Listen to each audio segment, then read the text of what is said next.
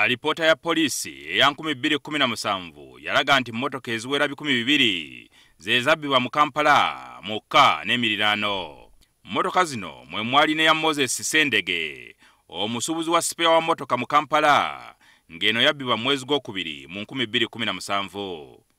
Ne gye buli eno, ono tagifunanga yadde nga polisi yakola ekisoboka okuginoonya. Mmotoka ne ngiwulira nga waliwo agistartinga. Ngenda okubikula kateni bweti mbutuufu nga waali ekyali kirooto. Okumaliriza okubikula kateni bweti ng'emmotoka etambula. Sendege yasobola okugula mmotoka endala, wabula ku mulundi guno n'asala amagezi okuziyiza ekyamutuukako mu kusooka. N'agamba waliwo kye bayita katraki.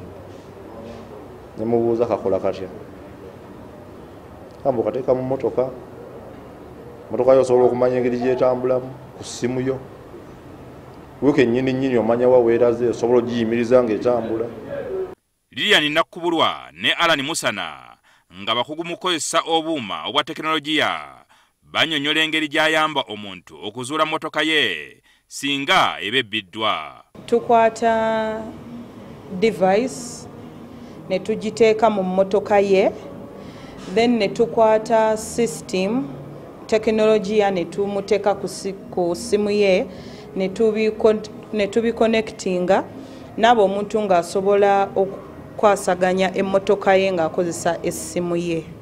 So you can just encrypt in your password and then you immobilize that vehicle, and from there your vehicle automatically stops running.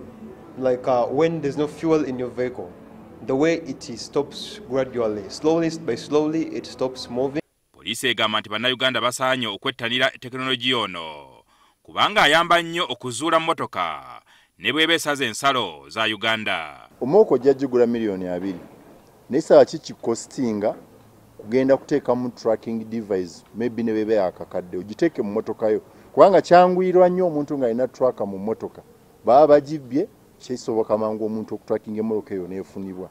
Now this is my car. Tekinologiya ono era asobola okusindika obubaka ku ssimu yo okukulabula nga bwe waliwo atigaatiga mmotoka yo.